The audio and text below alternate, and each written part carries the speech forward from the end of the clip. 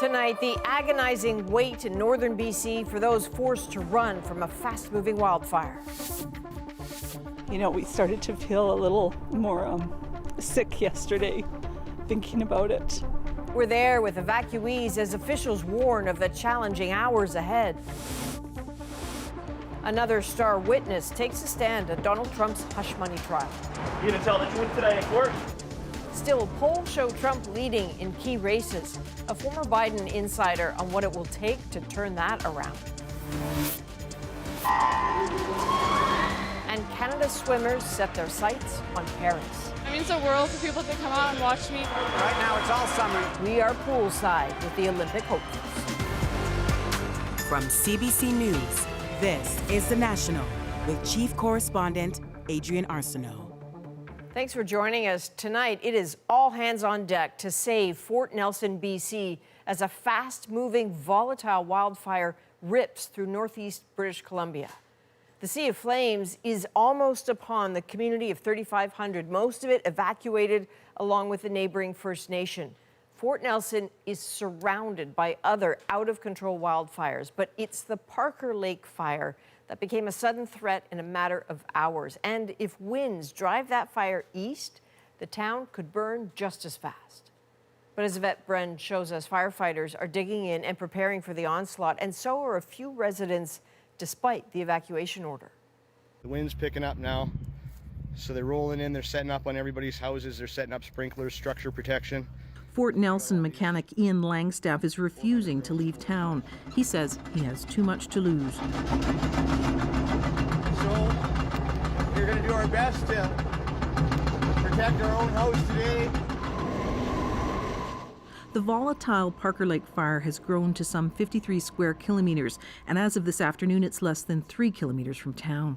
You know, we started to feel a little more sick yesterday, thinking about it. This teacher is one of thousands stuck in Fort St. John, 400 kilometers from home. No idea if she's going back. We're trying to stay positive, but it's hard, but we're just so thankful that there are so many people who are there trying to save our community. Crews in Fort Nelson are preparing for a last stand against the flames, but time is running out. If the wind comes up, this will be over before anybody can get here. So we're doing what we can with everything that we've got in the community. We've got some great contractors here. They've got some excellent equipment.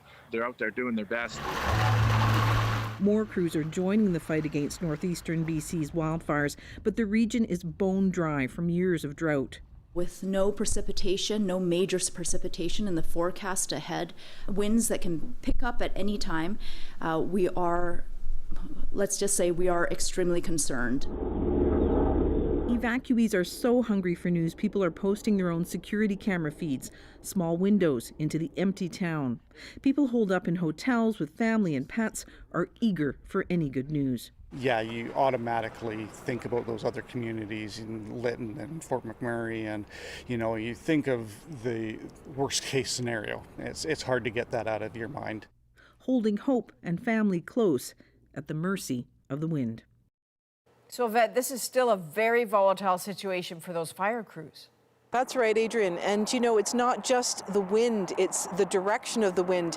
Even if the wind only picks up to 20 or say 30 kilometers an hour, if it starts to head toward the town, embers can travel 2 kilometers, even up to 17 kilometers in some cases. So there's really no fighting that if the winds really get strong as well and the direction heads towards Fort Nelson. Okay, thanks, Yvette. Now, Fort Nelson is not the only community under threat tonight, with officials keeping a close eye on out-of-control wildfires in Manitoba and Alberta, too. A fire that started near Flin Flon over the weekend swept south towards the town of Cranberry Portage, Manitoba, at shocking speed. I've been working in wildfire for 40 years. I've never seen a fire move like this fire moved. But a shocking relief for the town's 500 residents is that the vast fire is holding steady just a kilometer outside town. The fire hasn't moved at all since Saturday. In Alberta, fires outside of Grand Prairie and Fort McMurray are much further away. But fire crews are on edge, knowing that a change in the wind could change everything. Now to the testimony so many have been waiting for in the criminal trial of Donald Trump. Michael Cohen, Trump's former lawyer, took the stand. Chris Glover tells us how it all unfolded with the prosecution's star witness. What do you have to say? The man who used to fix Donald Trump's problems, now a big one himself for the former U.S. president. Prosecutors using Michael Cohen to link Trump to the alleged crimes, falsifying business records. Everybody else, though compelling, were circumstantial evidence witnesses. He is the direct link witness. Cohen starting by testifying about Trump's frenzy to conceal negative stories near the end of the 2016 campaign, then getting specific. He testified about when he told Trump adult film star Stormy Daniels wanted to go public about an alleged affair. Trump said to me, "This is a disaster, a total disaster. Women are going to hate me." Cohen later telling the jury when he agreed to pay her off, Trump stated to me, "Don't worry, you'll get the money back." Those reimbursements to Cohen are the crux of the case, covered up as legal expenses instead of their true nature, the prosecution is arguing, to help Trump win the White House.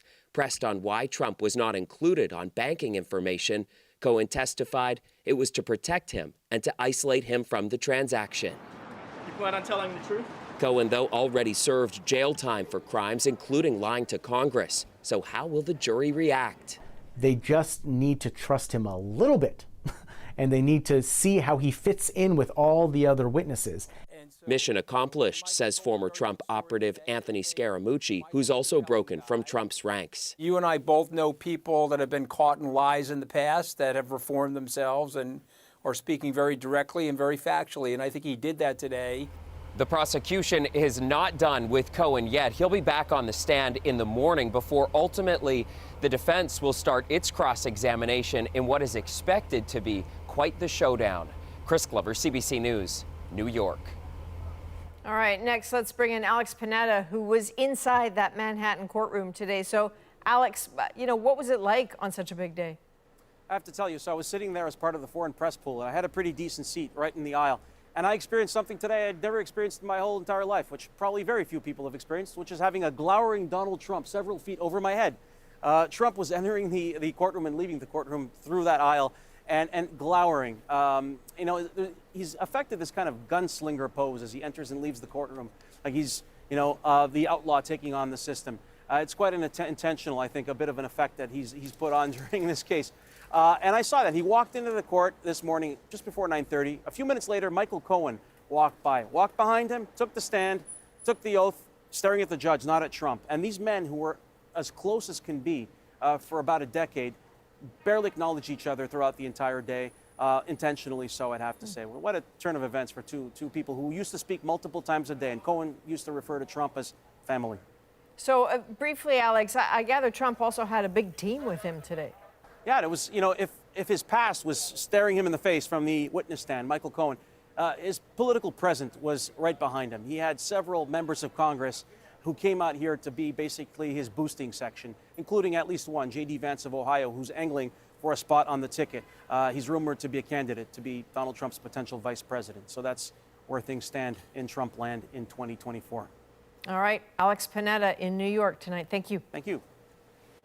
CBC News has learned new information about the driver of a cargo van at the center of that deadly wrong-way police chase on Canada's busiest highway. Thomas Degg now with what newly obtained court documents reveal.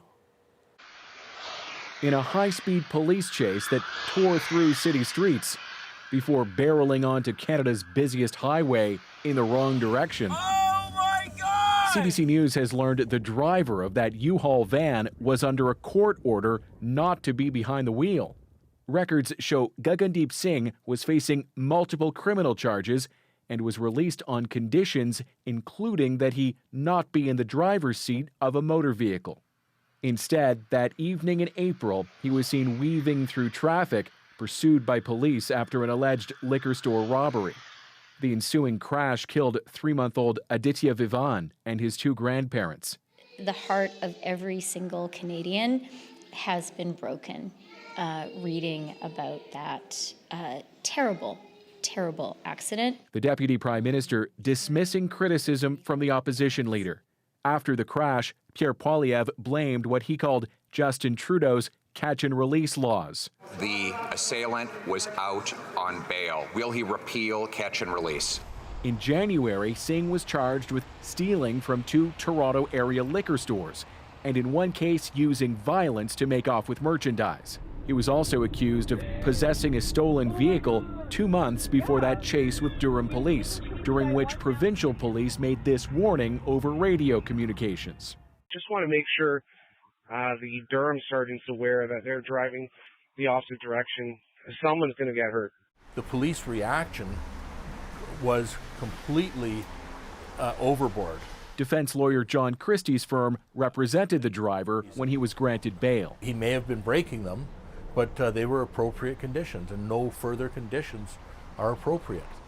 Ontario's police watchdog is investigating that chase and deadly crash that also killed Singh. He was due back in court this week. Thomas Daigle, CBC News, Toronto.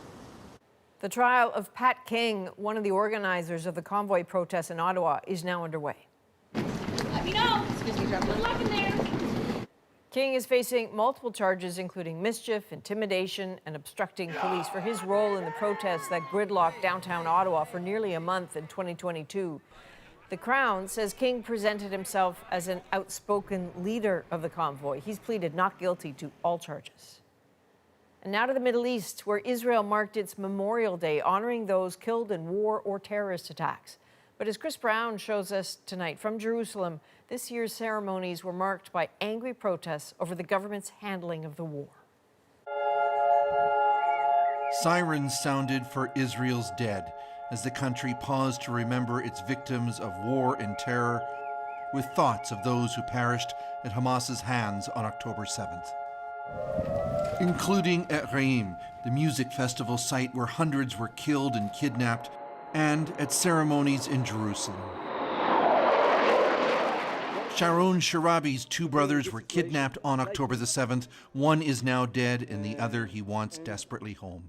Difficult day for all my family, for all Israeli nation, but we have hopeful that all the soldiers and the hostages will come back home. Prime Minister Benjamin Netanyahu used the service as a rallying cry for continuing the war. It's either us, Israel, or them, the Hamas monsters, he said. This is supposed to be a day free of politics, but with Israeli hostages still in Gaza and the war against Hamas escalating, there's also anger at the government. As Netanyahu finished, someone yelled, "Garbage. There's nothing to respect. He killed my children." Another held up an Israeli flag with October the 7th written in red. A lot of people in this country don't trust him to the point that I don't know what his interests are. Is he making a decision because this is his political interest? In Gaza, Israeli reports suggest battles with Hamas are fierce, including in northern areas that Israel's military said it had already subdued, evidence that Hamas is far from vanquished. Hanan Barghouti and her family are among the at least 360,000 who fled Rafah back to a burned-out school in Han Yunis, the 3rd time their family has been displaced. Our circumstances are very difficult, Hanan told a freelance videographer working for CBC News. We escaped from one death to another, from one place to another place.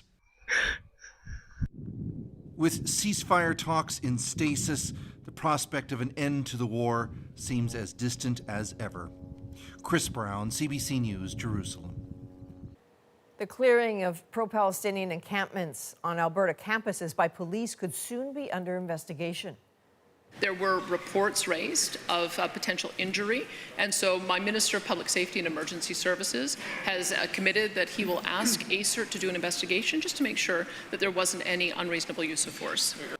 The provincial government says it will ask the Independent Police Monitoring Agency to look into what happened. Police physically removed 2 camps last week at the universities of Edmonton and Calgary. One protester told CBC News he was punched and beaten by police while on the ground. Well, there are promising new numbers out tonight about cancer in Canada. Researchers are projecting cancer rates in this country are declining. But as Christine Birak tells us, what has doctors concerned is where and when a diagnosis happens. Cancer is still the #1 cause of death in Canada, while the total number of cases and deaths is expected to rise due to a growing, aging population. Cancer rates are dropping. For the individual, there's actually a lot of good news here. Your likelihood of being diagnosed with cancer, especially the most common forms of cancer, is down. So you are actually at lower risk as an individual than you have ever been in the past.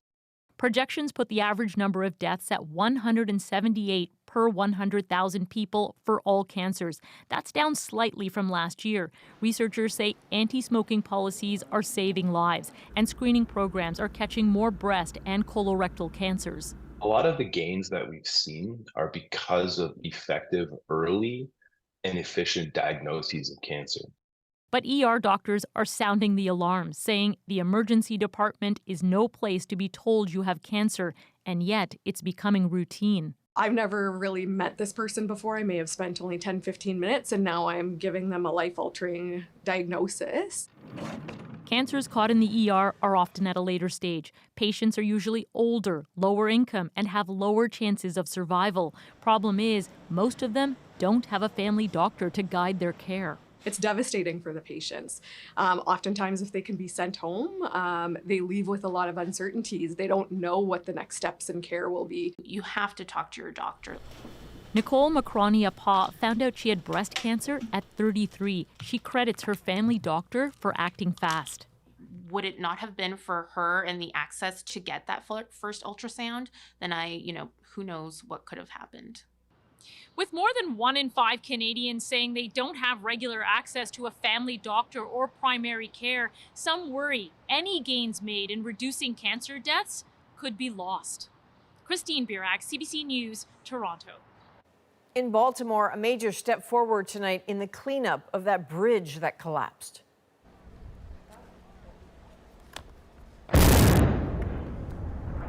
So that was a controlled explosion to break apart the largest remaining span of Francis Scott Key Bridge, which collapsed in March after a cargo ship crashed into it, killing 6 men who were repairing potholes at the time. The ship has been trapped under that span ever since. It's hoped it can soon be refloated and moved out. Well, the billionaire businessman who once ran Canada's largest oil refinery has died. He was one of the most ferocious, passionate, and driven business leaders, I'd argue, in North America, and if not the world. The legacy left behind by Arthur Irving. Next. Plus, a dramatic rescue in the waters off Prince Edward Island. We just rescued five guys. How the crew was pulled to safety just in time. And later, a surprise appearance by a slithery wedding crasher. I was like, oh, this is a pretty big snake. Like, it was almost as tall as me. Erica, smile at least, come on. The brave guest who got the ceremony back on track. We're back in 2.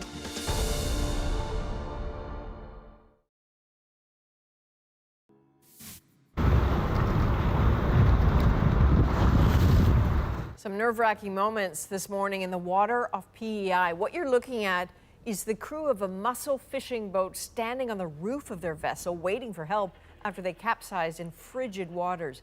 Thankfully for all, first responders got there in time. We just rescued five guys, 5 dads, fathers, uncles, and that makes a big difference in a small community like P.E.I. The local fire department says the boat ran aground on a sandbar and started taking on water in rough conditions. The rescued crew was reportedly very cold, but otherwise uninjured. Well, next door in New Brunswick, tributes are coming in tonight after the death of billionaire businessman Arthur Irving. For decades, he ran Canada's biggest oil refinery. Cale Hounsell now on his life and legacy. I know I have got a penny in my pocket right now, and I don't need a penny right now, but I know where to get it if I need it. Arthur Irving was known for downplaying his wealth, though he was recently ranked one of the richest in Canada. We want to keep going down the road and making this part of the country a better place to live.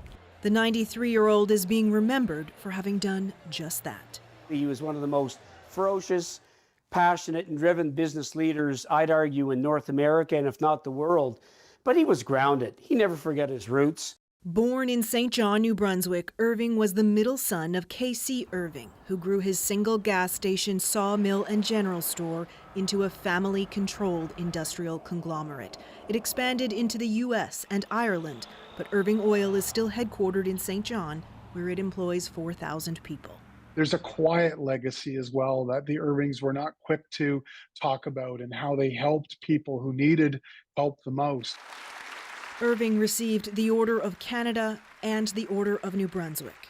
And for his devotion to preserving our natural environment. Just looking at the EV network, you'll find the newest, best chargers at an Irving Oil big stop. But he was not without controversy. We had our tense moments when we would talk about tax fairness, but I think we can disagree and still have tremendous respect for someone. His death Monday comes at a time of uncertainty for the company. Last year, Irving Oil announced a strategic review it said could lead to the sale of the business. I saw such a pride of ownership and commitment to the province that at this time it is a concern. New Brunswick Premier Blaine Higgs worked for Irving Oil for 33 years and says Arthur Irving's influence will be missed.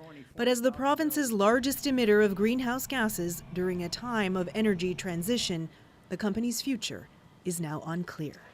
Kayla Hounsell, CBC News, Halifax. The Olympic swimming trials are underway in Toronto as athletes look to earn a spot on Team Canada. It means the world for people to come out and watch me. We're poolside as all eyes are on Summer McIntosh. Plus, what Joe Biden could learn from Donald Trump. His communications is effective in part because it's simple and it's consistent. A former White House press secretary has some advice for her old boss. And allegations of financial irregularities at a prominent Black charity. The fact that these contracts were allegedly awarded to people that are already tapped in and have access is really disappointing. A CBC News investigation. The National breaks down the stories shaping our world. Next.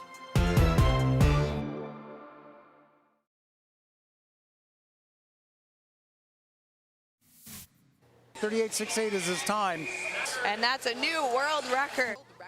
So a stunning start for Sebastian Massabie at the Canadian Olympic and Paralympic swimming trials in Toronto. Massabie's time of 38.68 seconds in the S4 50-meter butterfly bettered his own para-world record set a month ago.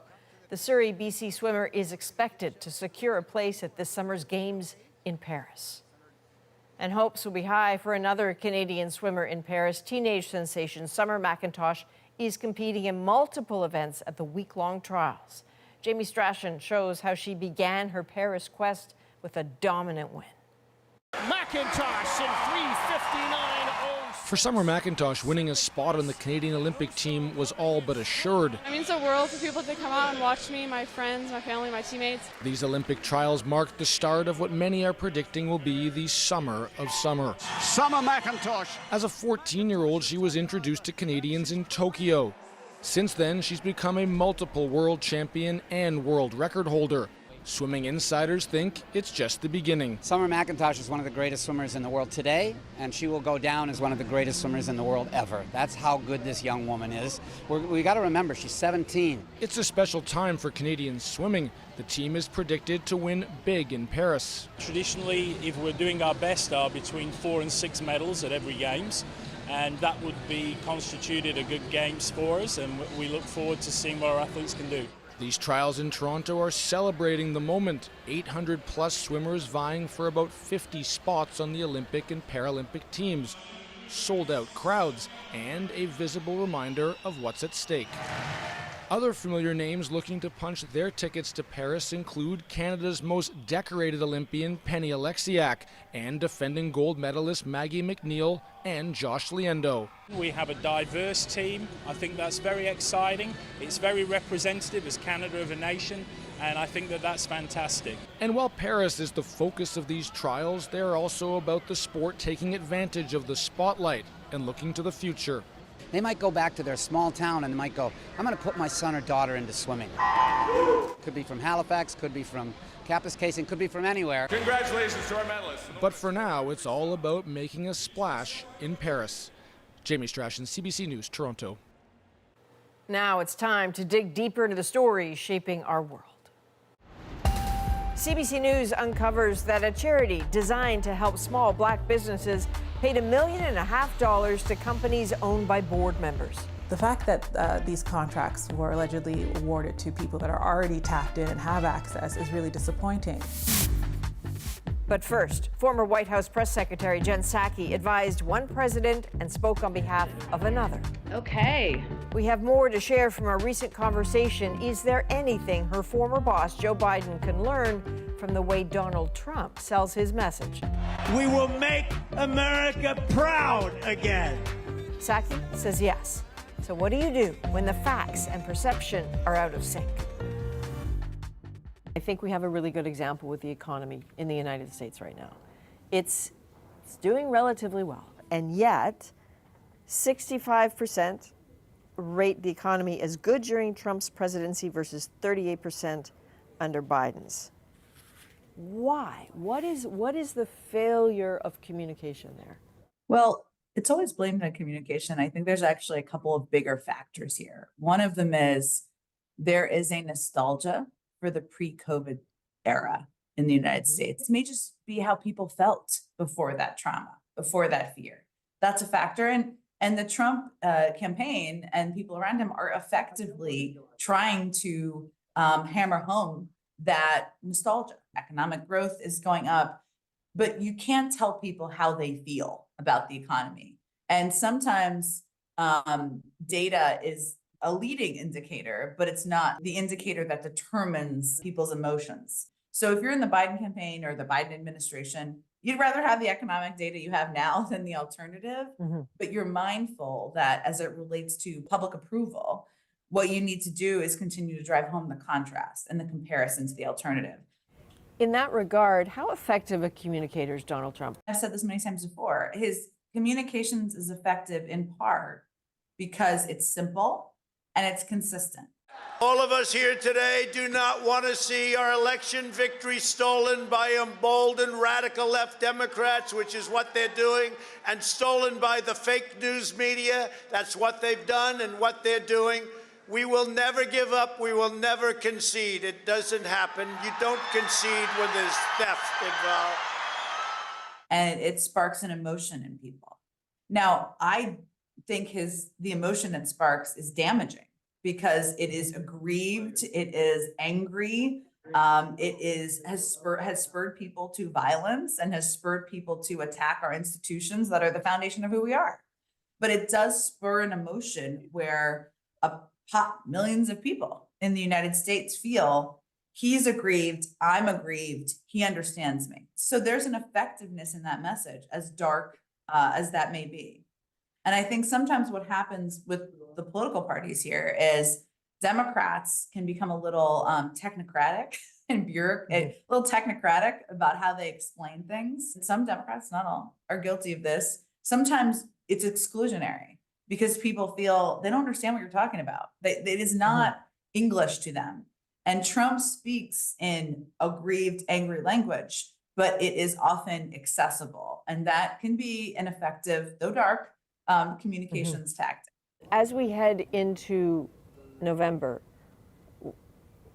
I don't recall foreign policy being a driver of votes in the past, but the world is changing a little bit. And I wonder to what degree you think it may actually be a driver of votes this time. There have been moments, including on presidential campaigns I've worked on, and when I worked for Barack Obama in 2007 and 2008, his opposition to the Iraq War was part of what helped him build support during the primary process. Obviously, we have on a number of college campuses not monolithic protests and not monolithic protesters, which is, I think, important for people to understand. And there are some colleges and universities where they have come to an agreement on a path forward. Imperfect, probably, hard to deliver on. Things like the discussion of divestment from Israel in a couple of schools. Again, imperfect, and I think that's hard to deliver on, but it is a sign of activism. There's generational change in terms of the views of the Middle East, I think, in this country. But what's also true, which may feel conflicting and confusing, and I'm often surprised when I see this in polls, is that there was a Harvard University poll of young people people 18 to 29, and kind of what they cared about. And the number one issue was the economy, the cost of living, the cost of healthcare. I think if you're on the campaign, you have to factor in what is popping up time and time and time again in terms of the issues front and center for people, because that's a teller. And the last thing I'll just say is abortion rights, which is so interesting because it's rarely like a top 3 or top 5 issue in a lot of polls. Polls are imperfect, of course, but it is a passionate driver for people. And it turns out, we've seen in the last elections here, is it turns out surge voters, or what we sometimes call double haters, people who don't like any of the candidates, but they're mad about abortion rights. And that's something that's going to be vital to the Biden campaign. I'm wondering what direction you think they should be capitalizing on in the White House that they're not right now. When I worked for President Obama, we did a lot of this and we were criticized for it, but I think it's important to do regardless, is interviews that break out of the mold of the typical political conversation. And to be clear, I think engagement with the press is hugely important. That's why I did a briefing every day and then did it at the State Department. And I think press conferences are good and interviews with a range of outlets are good for the president. But I also think that part of what moves people is seeing your humanity and seeing who you are as a person and having real conversations that people have at their kitchen tables. And that's why I think things like the president did an interview with Howard Stern recently. Can I tell you a fantasy I had? If you, I don't know if you're going to debate your opponent. I am somewhere. I don't know when. I'm happy to debate him. They did one with Smartless, a very popular podcast. Those are very good. And I think they should do more of those. Well, especially there is a candidate now, the current president, you cannot avoid the age conversation with him. There are concerns about his age, and there are visuals that back up the concerns. That's got to be difficult to deal with. You know, I think that has been one of their biggest challenges since back when I was there more than 2 years ago. Mm-hmm. And at this point, though, that was more prominent here, I would say, when it was unclear to the public, which is a little bit more clear now, that Trump is the opponent, and they're about 3 years apart. So yes, I think it's important for the Biden campaign, and they know this, that they need to show the energy of President Biden. And what helped him a great deal, it's interesting because he had a lot of interesting things to say in the State of the Union. Here's the simple truth. You can't love your country only when you win. The thing that probably helped him most is that it was a very energetic, more than an hour speech during prime time in the United States. So that's important. They know that, and it's an intangible in some ways. So it's hard to overcome. But I also think the fact that Trump is sitting in a courtroom, he's his opponent, he's 3 years younger, means that comparison is not exactly as challenging as if the opponent was Nikki Haley. Thank you very much, Jen. Thank you really so much. It was appreciate great chatting with you. Coming up, a respected Black charity facing allegations of inaccurate reporting to the Canada Revenue Agency. I think one of the issues here is it wasn't just 1 year. The CBC News investigation and the fallout, next on The Breakdown.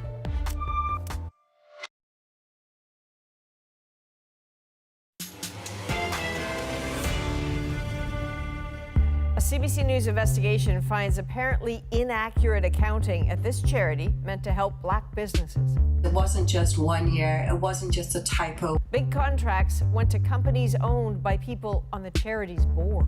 The majority of the members are small businesses, and if they could just get one contract, that goes a long way. So this charity has a long and proud history. Sarah McMillan breaks down why even the founder is calling for scrutiny and resignations. For 4 decades, the Black Business and Professional Association has been a pillar in the Black community, supporting entrepreneurs, celebrating excellence. It changed my perspective. I believe that my career trajectory shifted because of the time that I spent with the BBPA. Which is why it was so upsetting, says Angelina Williams, when she heard concerns from other members about some leadership at the charity. Earlier this spring, a group of BBPA members sent a legal letter to the charity's board, highlighting concerns about how funds are being used and what the charity told the CRA. Of particular concern for those members, lucrative contracts awarded in recent years to companies owned by some of the people leading the charity. I'm Nadine Spencer. Including the charity's former president and CEO, Nadine Spencer. Spencer stepped down from the charity in November after 6 years at the helm, first as a volunteer president and then as the charity's first CEO. She's currently a member of Toronto's Police Services Board. Thank you so much. We obtained some of the charity's internal documents. They reveal the BBPA paid Spencer's marketing company, Brand EQ, more than $1 million for contracts between October 2017 and late last year. In a statement to CBC Toronto, Spencer said she placed a strict conflict wall between herself and any decisions involving her company, saying that she was, quote, not involved in any decision involving Brand EQ contracts while I was at the BBPA. I was not responsible for marketing decisions, but of course, I hope those involved were ensuring fairness and equal opportunity. The contracts were on top of Spencer's salary, more than $250,000 a year during her 2 years as CEO. For Williams, the contracts seem to go against the spirit of an organization that's meant to uplift Black businesses. People are often just looking for a way to tap in, to access a larger audience. So the fact that these contracts were allegedly awarded to people that are already tapped in and have access is really disappointing. The majority of the members are small businesses. And if they could just get one contract with a government-funded charity like the BEPA, that goes a long way.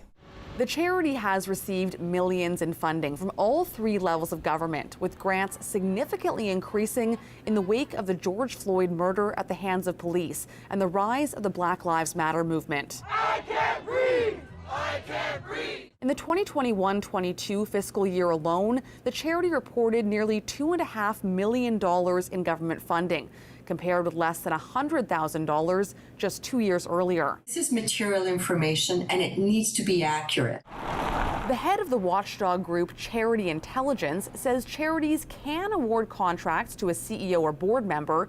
They're called related party transactions. But it just must be disclosed, and there is no wiggle room. Kate Bain says the board is responsible for disclosing every penny of those related party transactions to the CRA, and seemingly that didn't happen, according to our investigation. In its audited financial statements for the 2021-22 fiscal year, the charity told the CRA it spent a little over $100,000 in related party transactions. But the charity's internal records we obtained appear to show it actually spent more than $660,000, the majority going to Brand EQ and just over $30,000 of that to another company owned by one of the charity's then board members. In the following fiscal year, there were more discrepancies with how much the charity appears to have spent on related party transactions and what it told the CRA. The difference, about $300,000. We reviewed the financials the charity submitted to the CRA. They're the same as what was approved by the charity's board and members in March. But just last week, a new version of the financials was posted on the charity's website, with changes to the related party transactions. The charity now disclosing nearly $160,000 more than before. The new financial statements also include more related party spending for the previous fiscal year than the charity had disclosed before. The latest amount is closer in line with what our investigation found. The board did not answer our questions about why it made those changes. There also appear to be some other discrepancies with what the charity told the CRA. For each of the last 4 years, the charity told the agency it was not compensating any of its directors or trustees for services, despite what Spencer's company was being paid. And for the last 2 years, the amount the charity claimed in employee compensation doesn't add up based on how much we know Spencer was being paid for her role as CEO. I think one of the issues here is it wasn't just 1 year, it wasn't just a typo 1 year. It's consistently misreporting or inaccurately reporting material transactions for years. A lawyer representing the BBPA board said it's taking allegations seriously and has launched an independent review. And late last week announced the board chair and another member have temporarily stepped down while that review takes place. Some members have been calling for the whole board to step down.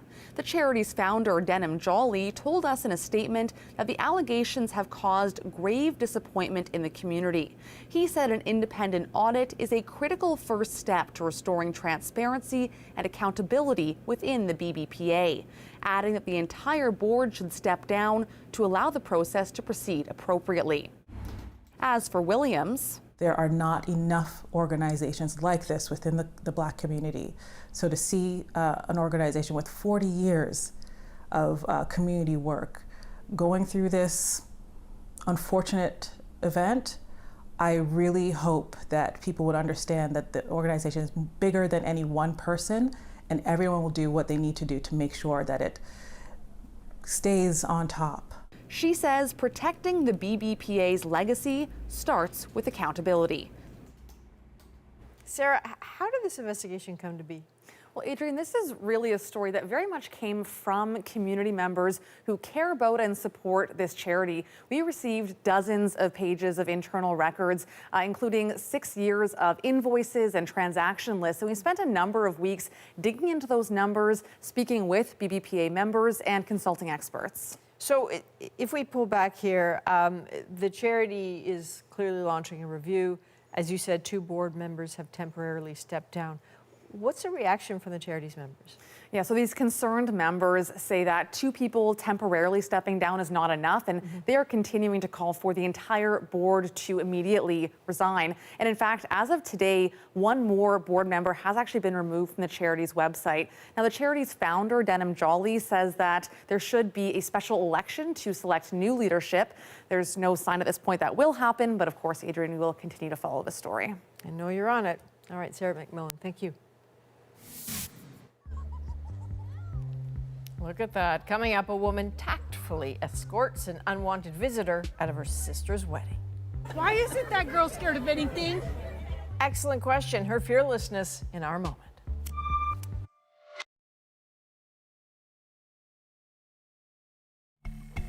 So, armed with her dress and cowboy boots, that is Erica Rodriguez casually holding up a snake at her sister's wedding in Arizona. So the snake slithered onto some steps while people were taking pictures, and as other guests were freaking out, Erica took matters into her own hands. Her smooth handling of the situation makes our moment. What the hell? Oh my God! I just remember someone yelling snake. Snake! It was my sister's wedding. The bride and her party were out taking pictures. She saw the snake on the steps. There was a bunch of like curse words in there. Erica, you're f***ing wild! And then she went to go look for the worker, and I was like, oh, it's not venomous or anything. So I just went over to the steps and grabbed it by the tail, and now what do I do with it now that I have it? But then I picked it up and I was like, oh, this is a pretty big snake. Like, it was almost as tall as me. Erica, smile. I was just a wild kid who always liked animals and would watch Steve Irwin growing up, so I just grew into a wild adult, I guess. Come get the snake! We finally did find the worker. He was taking a snack break and he just sees me and he just starts laughing, and he just asked me to go set it in the trees away from the party. Why isn't that girl scared of anything? I asked him if I would get compensation for it since he was on break and I was doing his job for him, and he said I could have a beer, but it was an open bar wedding, so yeah.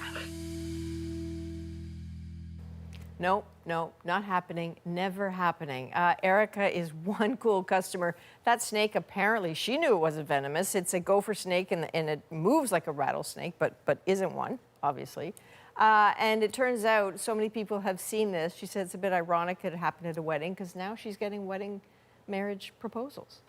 For all of us here at The National, thank you for being with us. You can watch anywhere, anytime on the free CBC News app and subscribe to The National's YouTube channel. I'm Adrienne Arsenault. Take care.